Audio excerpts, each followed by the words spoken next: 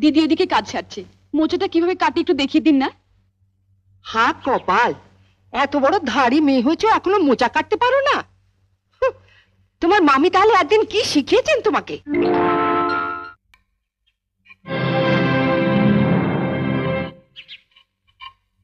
আজকে তো আমাদের বাড়িতে পুঁটি মাছ আসেনি। এই পুঁটি মাছ এলো কোত্থেকে? লতিকাদের বাড়িতে আজ কাজের মেয়েটা আসেনি, ওগুলো কাটতে দিয়ে গেছে।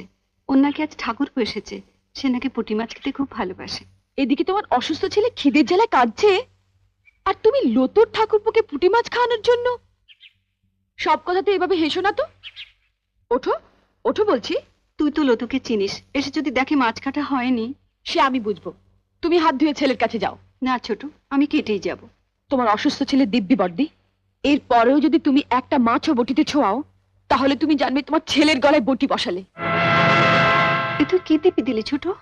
ওঠো বলছি, এসো।